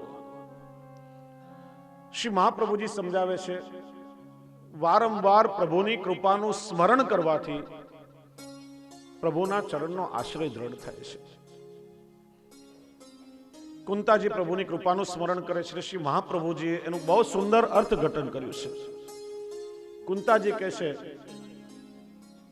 ભીમને વિષવાળા લાડુ આપવામાં આવ્યા ત્યારે પ્રભુએ વિષથી આપે અમારી રક્ષા કરી છે. શ્રી મહાપ્રભુજી કહે છે કે વૈષ્ણવ ઠાકોરજીને વિનંતી કરો કે અમારી રક્ષા પણ વિષયના વિષથી કરો. કારણ કે પેલા વિષથી તો માણસ એકવાર મરે, પણ વિષયના વિષથી જીવનમાં પળ મરતો હોય છે. કુંતાજી કહે છે, પ્રભુ લાક્ષાગૃહના અગ્નિથી આપે અમારી રક્ષા કરે છે.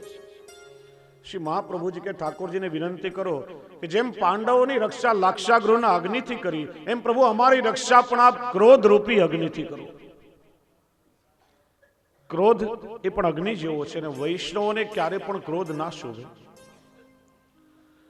આજે આપણા બધાના સ્વભાવ કેવા આસુરી થઈ ગયા કે વાતમાં આપણને ક્રોધ આવે છે. ઠાકોરજીની સેવામાં હોઈએ ત્યારે પણ ક્રોધ આવે છે.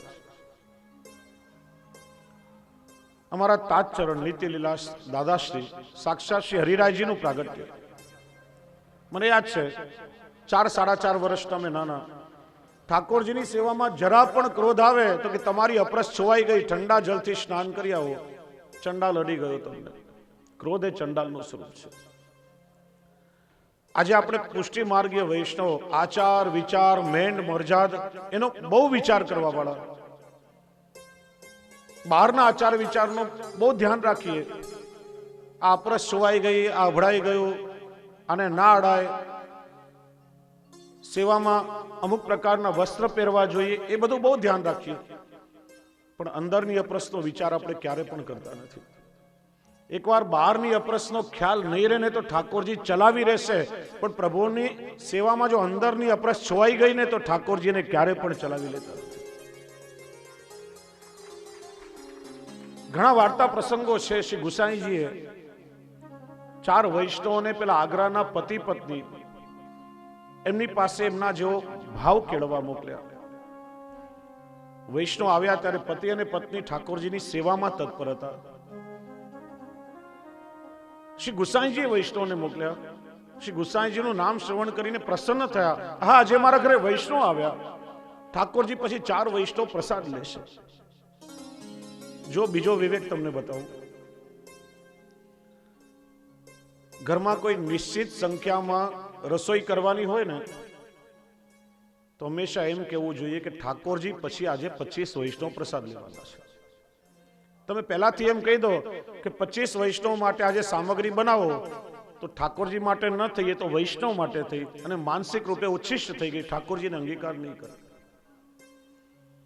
એટલે કોઈ નિશ્ચિત સંખ્યામાં સિદ્ધ કરવી હોય સામગ્રી તો વિવેકથી એમ બોલાય કે ઠાકોરજી પછી આજે આટલા વૈષ્ણવ પ્રસાદ લેશે.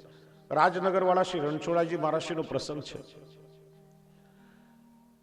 એમનો જે દૂધઘરની સેવામાં દૂધઘરિયાજી ભણેલા ગણેલાની હિસાબ કરતા ના આવડે.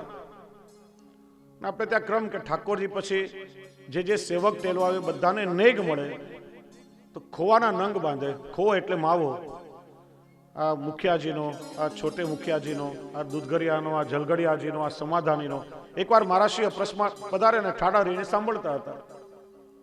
બધા નેગિયાના નેગ ગણીને ખોવાના નંગ બંધાઈ ગયા. ત્યારે મહારાષ્ટ્રીએ પૂછ્યું, અરે લાલા, તેને સબકે નંગ તો બના લીએ પણ મેરે નટવરલાલ કો કોણ સો હે? ઠાકોરજીનો કયો આમાંથી? તે દિવસથી ત્યાં ક્રમ થઈ ગયો કે છૂટો ખોવો ઠાકોરજીને ભોગ ધરવામાં આવે, કોઈનું નામ લેવાય જ નહીં. એટલે વિવેક છે, નિશ્ચિત સંખ્યામાં કરવાનું હોય તો ઠાકોરજી પછી આટલા વૈષ્ણવ પ્રસાદ લેશે. તો આચાર વિચાર આ બધો આપણે ખ્યાલ રાખવા વાળા. પેલા વૈષ્ણવ વિચારે ઠાકોરજી પછી 4 વૈષ્ણવ પ્રસાદ લેશે, ઘરમાં ઘી નહીં. પેલો પતિ બહાર ઘી લેવા માટે ગયો. મન ઠાકોરજીની સેવામાં અને વૈષ્ણવ આવ્યાની પ્રસન્નતા, અપ્રસનું જ્ઞાન ના રહ્યું, સીધો ઠાકોરજીની સેવામાં ચાલ્યો ગયો. પત્નીનું મન પણ પ્રભુની સેવામાં તન્મય હતું, એને પણ ખ્યાલ ના રહ્યો કે પતિ બહારથી આવીને સીધો પ્રભુની સેવામાં આવ્યો. પેલા 4 વૈષ્ણવ વિચારે ભાવ તો બહુ ઉત્તમ છે પણ આચાર વિચાર અપ્રસનું જ્ઞાન નથી, આના ઘેર મહાપ્રસાદ કેમ લેવાય? પ્રસાદ લીધા વગર ત્યાંથી એમને એમ નીકળી ગયા. શ્રી ગુસાઈજી પાસે આવ્યા. ત્યારે શ્રી ગુસાઈજી આજ્ઞા કરી, મેં તમને એમની કૃતિ જોવા માટે નતા મોકલ્યા, મેં તમને એમના જેવો ભાવ કેળવવા મોકલ્યા હતા. અહીંયા પેલા વૈષ્ણવે જોયું કે 4 વૈષ્ણવ મહાપ્રસાદ લીધા વગર નીકળી ગયા. પેલા બંને ભૂખ્યા રહ્યા, નેત્રોમાંથી અશ્રુ વહી રહ્યા છે. ત્યારે અમારો કેવો અપરાધ કે વૈષ્ણવ પ્રસાદ લીધા વગર ગયા. અહીંયા શ્રીનાથજીના દર્શન કરવા પેલા 4 આવ્યા ત્યારે લાલ નેત્રોથી, ક્રોધ ભરેલા મુખારવિંદથી શ્રીહસ્તમાં છડી લઈને શ્રીનાથજીએ દર્શન આપ્યા. ત્યારે શ્રી ગુસાઈજી આજ્ઞા કરી, તમે વૈષ્ણવનો અપરાધ કરીને આવ્યા છો, જેને એમની પાસે ક્ષમા યાચના કરો. 4 વૈષ્ણવ પાછા આગ્રા આવ્યા. પેલા પતિ પત્નીની ક્ષમા યાચના કરી મહાપ્રસાદ લીધો. ત્યારે પેલા બંને મહાપ્રસાદ લીધો. કદાચ બહારની અપરસ છોવાઈ જાય તો ઠાકોરજી ચલાવી લેશે, પણ ઠાકોરજીની સેવામાં આપણે બેઠા હોઈએ, મનમાં રાગ, દ્વેષ, અહંકાર, ઈર્ષા, ક્રોધ આ બધું હોય તો એ અપરસ ઠાકોરજી ક્યારે પણ ચલાવી લેશે. પ્રભુને વિનંતી કરો કે પ્રભુ, ક્રોધ રૂપી અગ્નિથી આપ અમારી રક્ષા કરો. અને વિજ્ઞાન પણ કહે છે, માણસને જ્યારે ક્રોધ આવે ત્યારે બ્લડ પ્રેશર ઘણું બધું હાઈ થઈ જાય છે. ક્રોધના આવેશમાં બ્રેન હેમરેજ, મગજની નસો ફાટી જવાના કેસ નોંધાયા છે. ક્રોધના આવેશમાં માં બાળકને દૂધ પીવરાવે તો બાળકોના મૃત્યુ થવાની ઘટનાઓ નોંધાઈ છે. ક્રોધમાં માણસ જો ભોજન કરવા બેસે તો અન્ન પણ વિષ થઈ જાય, ફૂડ પોઈઝન થવાની શક્યતા ખરી. એટલે ક્રોધ બહુ ખરાબ વસ્તુ છે. પ્રભુને અવારનવાર વિનંતી કરો કે પ્રભુ, ક્રોધ રૂપી અગ્નિથી આપ અમારી રક્ષા કરો. કુંતાજી કહે છે કે પ્રભુ, અનેક વખત દૈત્યોથી આપે અમારી રક્ષા કરી છે. શ્રી મહાપ્રભુજી કહે છે, પ્રભુને વિનંતી કરો કે કામ અને તૃષ્ણા નામના દૈત્યથી પ્રભુ આપ અમારી રક્ષા કરો. કુંતાજી કહે છે કે પ્રભુ, અસત સભામાં આપે અમારી રક્ષા કરી. હસ્તિનાપુરની એ સભાને અસત સભા કહેવાય. અસત સભા એટલા માટે કે જેમાં પિતામાં ભીષ્મ, કુલગુરુ કૃપાચાર્ય, ગુરુ દ્રોણાચાર્ય, મોટા મોટા રથી મહારથીઓ બેઠા હતા અને ત્યાં દ્રૌપદી એ કુલવધુની લાજ લૂંટાઈ રહી હતી અને બધા નતમસ્તક થઈને જોઈ રહ્યા હતા. એટલે સભાને અસત સભા કહેવામાં આવી. કે પ્રભુ, અસત સભામાં આપે રક્ષા કરી શ્રી મહાપ્રભુજી કહે છે વૈષ્ણવ પ્રભુને વિનંતી કરો કે પ્રભુ આપ દુસ્સંગથી અમારી રક્ષા. એકવાર સત્સંગ ઓછો મળશે તો ચાલશે, પણ જીવનમાં જો દુસ્સંગ લાગી ગયો તો વર્ષોનો કરેલો બધો જ પરિશ્રમ વ્યર્થ થઈ જશે. દુસ્સંગ ભક્તિ માર્ગમાં બહુ બાધક છે. સત્સંગ માટે નિત્ય તમે પ્રયત્નશીલ રહો, સત્સંગ કેળવો અને દુસ્સંગથી સાવધાન રહો. આ બંનેનો ભેદ એ વિવેક સમજવો જોઈએ. સત્સંગ કોને કહેવાય અને દુસ્સંગ કોને કહેવાય? કારણ કે ઘણીવાર એવું બને દુસ્સંગ જો એના મૂળ રૂપમાં આવે તો આપણે સમજી લઈએ, પણ દુસ્સંગ જ્યારે જ્યારે સત્સંગની આડ લઈને આવે છે ત્યારે ત્યારે આપણે છેતરાઈ જઈએ છીએ. રાવણ પણ જ્યારે આવ્યો સાધુ કે બ્રાહ્મણનો વેશ લઈને આવ્યો, સીતાજી પણ છેતરાઈ ગયા છે. એટલે સત્સંગ કોને કહેવાય અને દુસ્સંગ કોને કહેવાય એ વિવેક સમજો. જેનો સંગ કરીને આપણે ધર્મ પરાયણ થઈએ, જેનો સંગ કરી હરિગુરુ વૈષ્ણવમાં ભાવ જાગૃત થાય, જેનો સંગ નિરંતર આપણા ભાવનું વર્ધન કરે, જેનો સંગ આપણને પ્રભુની સન્મુખ લઈ જાય એ સત્સંગ. અને જેનો સંગ કરી ઠાકોરજી વલ્લભ કે વૈષ્ણવના સ્વરૂપમાં અભાવ આવે, જેનો સંગ કરીને આપણો ભાવ શિથિલ થવા લાગે, જેનો સંગ આપણને ધર્મથી વિમુખ બનાવે, જેનો સંગ ઠાકોરજીથી આપણને દૂર ફેંકી દે, એ બધો દુસ્સંગ કહેવાય. અને વૈષ્ણવે દુસ્સંગથી સાવધાન રહેવું. કોઈનો સંગ આપણે કરીએ એના સંગથી આપણા જીવનમાં કેવું પરિવર્તન આવે છે થોડા સમયમાં ખ્યાલ આવી જાય. આપણા ભાવનો બગાડ થતો હોય તો એવાઓનો સંગ પ્રયત્નપૂર્વક તમે છોડી દો, નહીં તો ઠાકોરજીથી વિમુખતા આવશે. ભૂખ્યાઓનો સંગ કરશો આપણે એનો ભોગ બનવું પડશે. હું ઘણી વાર કહું, એકવાર એક બકરી એના મિત્ર વાઘની સાથે એક હોટલમાં જમવા આવી. પેલો હોટલનો માણસ આવ્યો એટલે બકરીએ પોતાને જે જે ભાવતી વસ્તુ હતી એ બધું જમવાનું લિસ્ટ આપી દીધું. પેલા હોટલના વેઇટરે પૂછ્યા, તમારા મિત્ર છે વાઘભાઈ, એના માટે કઈ ઓર્ડર નથી આપો? કે ના, એનું પેટ ભરેલું છે, ભૂખ્યો હોત ને તો મને ક્યારનો ખાઈ ગયો હોત. એમ ભૂખ્યાઓનો સંગ જો સમાજમાં આપણે કરીએ તો આપણે પોતેનો ભોગ બનવું પડે. હંમેશા જે ઠરેલા છે, ભરેલા છે, એમનો સંગ કરો, જેનાથી આપણા ભાવનું પોષણ થાય અને ભાવનું વર્ધન થાય એવાનો સંગ કરો. ભગવાનને જોઈને સૌ વિચારે ભગવાન મને મળવા માટે આવ્યા છે. અર્જુન વિચારે કે સખા મને મળવા આવ્યા છે. સુભદ્રા વિચારે કે ભાઈ મને મળવા માટે આવ્યા છે. કુંતાજી વિચારે કે કૃષ્ણ મને મળવા આવ્યા છે. ભગવાન કે હું કોઈ લૌકિક સંબંધોમાં માનતો જ નથી, હું તો આવ્યો છું મારા એક વચનને પૂરું કરવા માટે. પૂછ્યું કયું વચન? પ્રભુ કહે છે કે મહાભારતનું યુદ્ધ જ્યારે ચાલતું હતું, એક પછી એક કૌરવ મરવા લાગ્યા, કેટલાય દિવસો નીકળ્યા, કોઈ પાંડવ નહીં મરાયો. ત્યારે દુર્યોધને ભીષ્મ પિતામહને મેણું માર્યું. દાદાજી, લાગે છે તમે પાંડવોના પક્ષપાતી છો, તમને ઈચ્છા મૃત્યુનું વરદાન છે, તમે જો યુદ્ધ કરવા માટે આવો તો એક દિવસમાં જ યુદ્ધ પૂરું થઈ જાય, આટલા કૌરવ ના મરાય. તમારો પ્રેમ પાંડવ પ્રત્યે વધારે લાગે છે. ના, ભીષ્મ પિતામાંથી સહન ન થયું કે દુર્યોધન તો ખોટું વિચારે છે. હું પાંડવોનો પક્ષપાતી નથી, મારી નિષ્ઠા હસ્તિનાપુરના સિંહાસન સાથે છે. એક કામ કર, આજે રાત્રે હું જ્યારે ધ્યાનમાં બેસું ત્યારે તારી પત્ની ભાનુમતીને તું મારી પાસે મોકલજે, અને ત્યારે હું એને અખંડ સૌભાગ્યવતીનું વરદાન આપીશ. પછી કોઈની તાકાત નથી કે તારો વાળ વાંકો કરી શકે. આ સાંભળી દુર્યોધન રાજી થઈ ગયો અને ભગવાન વિચારમાં પડી ગયા. ભાનુમતીને જો અખંડ સૌભાગ્યવતીનું વરદાન મળશે તો અનર્થ થઈ જશે.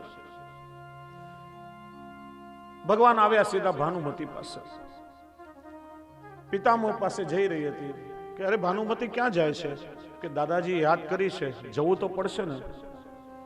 કે તને એકવાર બોલાવી અને તું ચાલી જઈશ એટલે જ ઘરમાં તારું બિલકુલ માન નથી, કોઈ તારું સન્માન કરતું નથી.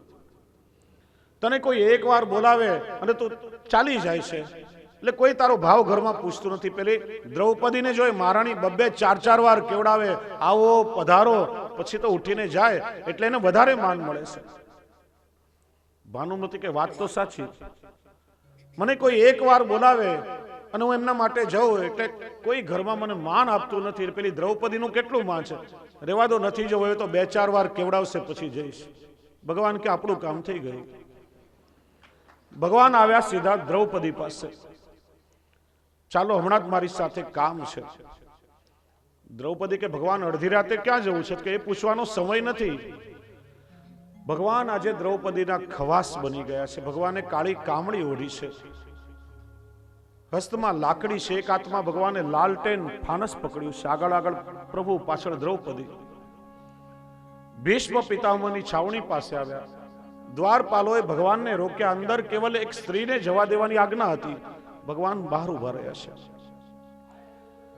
ભીષ્મ પિતામહ ધ્યાનમાં બેઠા છે. દ્રૌપદી સામે આવીને બેસી. પિતામહને લાગ્યું કે ભાનુમતી આવી છે. આંખો ખોલીને વરદાન આપ્યું, અખંડ સૌભાગ્યવતી ભવ. દ્રૌપદી કે દાદાજી, આપનું વચન સત્ય થશે. પિતામહ ચમકી ગયા. અરે દ્રૌપદી, તું? મેં તો ભાનુમતીને બોલાવી હતી, તું ક્યાંથી? નક્કી આ કામ પેલા શામળિયાનું લાગે છે. ક્યાં છે શ્યામ સુંદર? લાવ એના દર્શન કરી લઉં. પિતામહ બહાર આવ્યા, જોયું તો ભગવાન પોતે ખવાસના વેશમાં ઊભા છે. કાળી કામળી ઓઢી છે, હસ્તમાં લાકડીને લાલટેન છે. પિતામહે ભગવાનને વંદન કરે કે પ્રભુ, આજે તો આપે મારા પર બહુ કૃપા કરી, પણ આપની સાચી કૃપા હું ત્યારે માનું કે જ્યારે હું જીવનના છેલ્લા શ્વાસ લેતો હોઉં, મારા જીવનની અંતિમ ક્ષણોમાં આપ કૃપા કરીને મને દર્શન દેવા માટે પધારો, ત્યારે હું આપની સાચી કૃપા માનું. અને ભગવાન કહેશે, મારા એ વચનને પૂરું કરવા માટે આવ્યો છું. પિતામહ કદાચ માગીને ભૂલી ગયા હશે, પણ હું આપેલા વચનને ક્યારે ભૂલતો નથી. પિતામહ મારી પાસે માગ્યું હતું, इतना तो करना स्वामी जब प्राण तन से निकले, गोविंद नाम लेके तब प्राण तन से निकले. इतना तो करना स्वामी जब प्राण तन से निकले, गोविंद नाम लेकर फिर प्राण तन से निकले. श्री गंगा जी का तट हो, यमुना जी का तट हो, मेरा सांवरा निकट हो, जब प्राण तन से निकले. इतना तो करना स्वामी जब प्राण तन से निकले. પ્રભુ કહે છે, મારા એ વચનને પૂરું કરવા માટે આવ્યો છું. ક્યાં છે પિતામહ? મને કોઈ એમની પાસે લઈ જાઓ. પ્રભુ ભીષ્મ પિતામહ પાસે પધાર્યા છે. ભીષ્મ પિતામહ અર્જુનના બાણોની શૈયા પર પોડી રહ્યા છે. પ્રભુને વંદન કર્યા. ભીષ્મ પિતામહ કહે છે કે પ્રભુ, મારા મનમાં એક શંકા છે, પેલા પેલું સમાધાન કરો. મારું જીવન પરિશુદ્ધ છે, મેં આજીવન અખંડ બ્રહ્મચર્યનું પાલન કર્યું છે, ક્યારે જીવનમાં અસત્ય બોલ્યો નથી, ક્યારે જીવનમાં મેં ખોટું કામ કર્યું નથી, તો પછી આ બાણોની શૈયા પર સુવાની સજા મારે શા માટે ભોગવવી પડી? આનું કારણ શું? ભગવાન કહે છે, પિતામહ, તમે કોઈ ખોટું કામ કર્યું નથી, એટલે તો હું તમને સામેથી મળવા માટે આવ્યો છું. દાદા, તમે કોઈ ખોટું કામ કર્યું નથી, પણ ખોટું થતા જોયું તો છે ને. યાદ કરો પેલી હસ્તિનાપુરની સભામાં કુળવધુ ખોળો પાથરીને પોતાની લાજ બચાવવા માટે આજીજી કરી રહી હોય, અને તમે નતમસ્તક થઈને બેસી રહ્યા. તમે ખોટું કર્યું નથી, પણ ખોટાને પ્રોત્સાહન દેવું એ પણ અપરાધ છે, અને એની સજા તમારે ભોગવવી પડી છે. ભીષ્મ પિતામહ કહે છે, પ્રભુ આપની વાત સાચી, પણ એ અસર હતી દુર્યોધન જેવા દુરાચારીના અન્નની, મેં દુષ્ટનું અન્ન ખાધું હતું એટલા માટે મારી બુદ્ધિ બગડી હતી. હવે અર્જુનના બાણોથી દુર્યોધનના અન્નનું બધું રક્ત મારામાંથી વહી ચૂક્યું છે. પ્રભુ હવે હું શુદ્ધ થયો છું. જો બહુ સુંદર વાત અહીંયા બતાવી. ભીષ્મ પિતામહ કહે છે દુર્યોધન જેવા દુષ્ટનું અન્ન ખાવાથી મારા ચિત્તની વૃત્તિ બગડી હતી. શ્રી મહાપ્રભુજી એટલા માટે સિદ્ધાંત રહસ્યમાં બ્રહ્મ સંબંધ લીધા પછી વૈષ્ણવનું પહેલું કર્તવ્ય બતાવ્યું, અસમર્પિત વસ્તુ નામ તસ્માદ વર્જન માચરેત. વૈષ્ણવોએ હંમેશા અસમર્પિત દરેક વસ્તુનો ત્યાગ કરવો. ઘરમાં પ્રભુની સેવા બિરાજે તો ઘર પણ સમર્પિત છે. કપડા આપણે પહેરીએ છીએ એમાંથી પેલા પ્રભુનું વસ્ત્ર બનાવો તો તમારા વસ્ત્રો પણ સમર્પિત છે. દેહથી પ્રભુની સેવા કરો તો દેહ પણ સમર્પિત છે. ઘરમાં જે કઈ રસોઈ બને ઠાકોરજીને ધરી મહાપ્રસાદ લો, અન્ન પણ સમર્પિત છે. ચર્ચા કરી રહ્યા છે આપણે અન્નની. શ્રી મહાપ્રભુજીએ તો સૂત્રાત્મક આજ્ઞા કરી કે વૈષ્ણવોએ અસમર્પિત ન લેવું.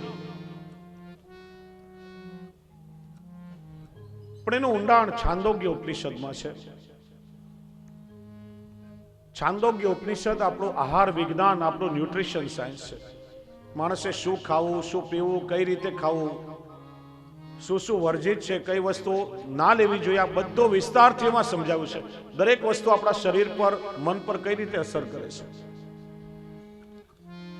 એક સૂત્રમાં કહેવાયું અન્નમ અસિતમ ત્રેધા વિધીયતે તસ્ય યસ તવિષ્ટો ધાતો તદ પુરીશમ ભવતિ ય મધ્યમસ્તન માંસમ ય અનિષ્ટસ્તન મન.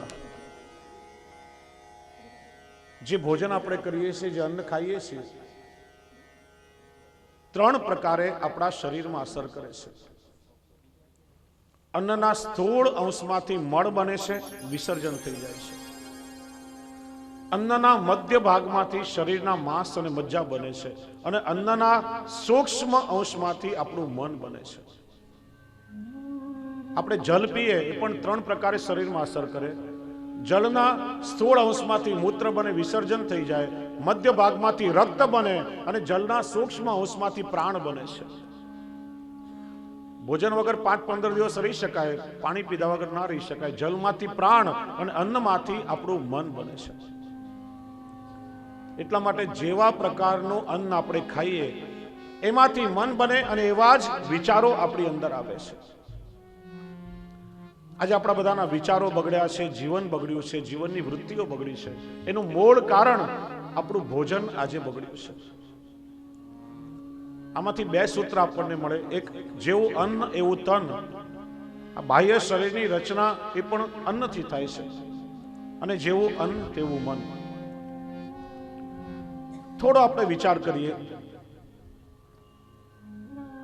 કે દરરોજ પવિત્રતા, આચાર વિચાર પૂર્વક ઘરમાં સામગ્રી સિદ્ધ થાય, ઠાકોરજીને ધરી અને મહાપ્રસાદ લઈએ એમાં, અને જ્યાં ત્યાં રેકડીમાં, હોટલમાં, ગલ્લા પર ગમે તે વસ્તુ ગામનો હેઠવાડો આપણે ખાઈએ, બંનેમાં કેટલો મોટો તફાવત રહેલો છે. જુઓ,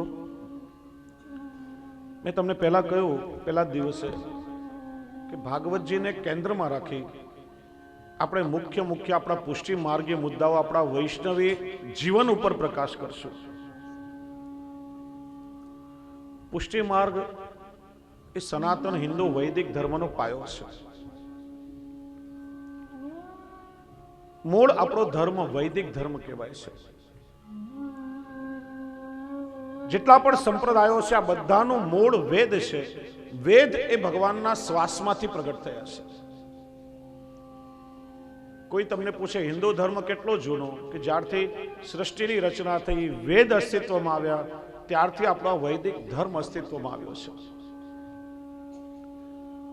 વિશ્વના બીજા ધર્મોની તમે જો પરંપરા, એમનો ઇતિહાસ જોશો તો 1500 થી 3500 વર્ષ સુધીનો સમય તમને મળશે. એ પેલા શું ધર્મ નહીં હશે? એ પેલા શું લોકો ધર્મને નહીં જોતા હશે, જીવતા હશે? ભગવાન કૃષ્ણને કેટલા વર્ષ થયા? કોઈ કહેશો? હા, દરરોજ જન્માષ્ટમી મનાવો છો ને દર વર્ષે? કેટલા વર્ષ થયા? 5.5, 12.5. 5,500. જો સીધો હિસાબ શીખડાવું ગણતરીનો, દરરોજ છાપામાં પેલું યુગાબ્દ આવે છે. યુગાબ્દ એટલે જ્યારથી કલયુગનો પ્રારંભ થયો 5,117મું ચાલે છે કલયુગનું. ભગવાન શ્રી કૃષ્ણ 125 વર્ષ ભૂતલ પર બિરાજ્યા. કૃષ્ણ 125 વર્ષ ભૂતલ પર બિરાજ્યા. ભગવાન સ્વધામ પધાર્યા અને બીજા દિવસથી કલયુગનો પ્રારંભ થયો. 5,117માં 125 ઉમેરી દો, કેટલા થાય? કેલ્ક્યુલેટર આપો. 5,242. એટલા વર્ષ ભગવાન શ્રી કૃષ્ણને થયા. 125 વર્ષ બિરાજ્યા. છાપામાં દરરોજ યુગાબ્દ લખેલું હોય, દર વર્ષે ક્રમ બદલાય. 5,117 ચાલે કલયુગ. રામચંદ્રજી એમનાથી એક યુગ પહેલા થયા. રામચંદ્રજીને કેટલા વર્ષ થયા? 8,69,240. પંચાંગમાં બધી જ ગણતરી આપવામાં આવે છે. પણ આપણા લોકોની બહુ એક મોટી સમસ્યા કે ધર્મ આપણને બહુ સહેલાઈથી વારસામાં મળી ગયો છે. એટલે ક્યારે આપણું મૂળ, આપણા ધાર્મિક વિધાનો, આપણી ધાર્મિક પરંપરાઓ, એને માટે આપણે બહુ કાળજી લેતા નથી. બાળકો આજે આપણને ઘણી વસ્તુ પૂછે, આપણી પાસે એનો જવાબ હોતો નથી. તિલક શા માટે કરવું, ગળામાં કંઠી કેમ પહેરીએ છીએ, ઠાકોરજીની સેવા ઘરમાં શા માટે? એક જ ઉત્તર મળે કે ઘરમાં બાપ દાદા કરતા હતા ને બધું જોઈને અમે કરીએ છીએ, અમને બહુ જાજી ખબર નથી. અને આજનો બુદ્ધિજીવી વર્ગ, ભણેલા ગણેલા બાળકો સમજ્યા વિચાર્યા વગર ધર્મમાં માનવા તૈયાર થતા નથી ને જેવો સંગ મળે પછી જે તે પ્રવાહમાં તણાઈ જતા હોય છે. અન્ય ધર્મોની સામે તમે જોશો તો નાનપણથી જ્યાં ધર્મના સંસ્કાર મળતા હોય, ગુરુકુળ, પાઠશાળા કે મદ્રેસા કે જેમની વ્યવસ્થા હોય, નાનપણથી બાળકોને ભણવા માટે ધર્મના સંસ્કારોનું સિંચન કરવા મુકાય છે. 80% આપણા હિન્દુઓ એવા છે કે જેના હાથમાં ભગવદ્ ગીતા લીધી નહીં હોય. ભાગવત અને ભગવદ્ ગીતા વચ્ચેનો તફાવત પણ ખબર નહીં હોય. સ્પેલિંગ લગભગ સરખો આવે, ભગવદ અને ભાગવત. વિચારો કે આપણા બાળકો આપણો ધર્મ આગળ કેટલો ટકાવશે? આપણા મૂળને જો આપણે છોડી દઈશું, આજે ફેશન અને આધુનિકતાના નામે આપણે લોકો આપણા ધર્મથી વિમુખ થઈ અને પશ્ચિમના દેશોનો ખાલી બગાડ ભેગો કરી રહ્યા છે. ત્યાંના લોકો જે છોડે છે ને આપણે લોકો ફેશનના નામે વળગી રહ્યા છીએ. બૈરાઓ ફેશનમાં અને પુરુષો વ્યસનમાં.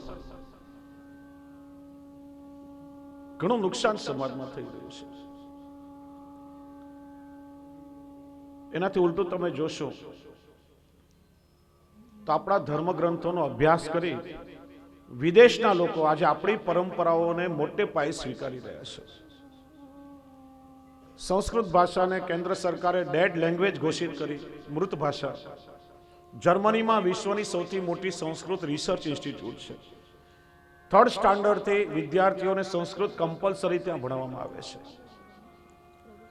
આપણા ધર્મગ્રંથો જેને આજે આપણે પસ્તી માનીને બજારમાં મૂકી આવીએ. ધર્મગ્રંથો ખરેખર આપણા ઘરની શોભા છે. દરેક વૈષ્ણવના ઘરમાં એક ગ્રંથાલય હોવું જોઈએ. ધર્મગ્રંથોનું સ્થાન ચાલ્યું ગયું. એની જગ્યાએ આપણા ઘરમાં TV set, sofa set, tea set, ડાયમંડના સેટ, જાત જાતના સેટ વસાવ્યા પણ આપણું જીવન અપસેટ થઈ ગયું. આપણા ધર્મગ્રંથોને લાખો ડોલરની કિંમત ચૂકવી અમેરિકા અને યુરોપના સાયન્ટિસ્ટો લઈ જાય છે. આપણા ધર્મગ્રંથોમાંથી આજે નવા નવા સંશોધનો થઈ રહ્યા છે. દુનિયાના તમામ લોકોને આજે વાત સમજમાં આવી કે હિન્દુ ધર્મ વિશ્વનો સૌથી પ્રાચીન ધર્મ, સંસ્કૃતિ, પરંપરા છે. એમાં સત્વ તત્વને ઊંડાણ રહેલું છે અને આપણે લોકો આપણા ધર્મથી આજે વિમુખ થઈ રહ્યા છીએ.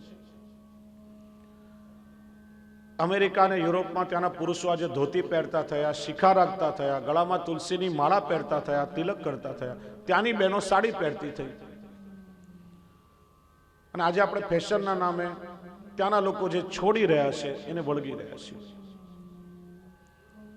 દુનિયાના તમામ લોકો વ્યસન મુક્તિ તરફ જઈ રહ્યા છે અને આપણે ત્યાં મહિલા અને બાળકોમાં પણ વ્યસનના પ્રમાણ વધી રહ્યા છે. દુનિયાના તમામ લોકો આજે શાકાહાર તરફ જઈ રહ્યા છે. ડાયટ ફોર ન્યૂ અમેરિકા જેવા મેગેઝિનો ભારોભાર શાકાહારનો પ્રચાર કરે છે. અને આપણી એ દશા છે ગૌ પ્રધાન સંસ્કૃતિ. ભગવાન કૃષ્ણની ઉપાસના કરવા વાળા આપણે, પ્રભુએ પોતાનું સમગ્ર જીવન ગાયોની સેવામાં આપ્યું. અને આપણી એ દશા છે કે 1947માં સ્વતંત્ર થયા ત્યારે ભારતમાં 300 કતલખાના હતા. આ 69 વર્ષમાં આપણે કેટલી પ્રગતિ કરી કે આજે 37,000થી વધારે કતલખાના આપણા ભારત દેશમાં છે.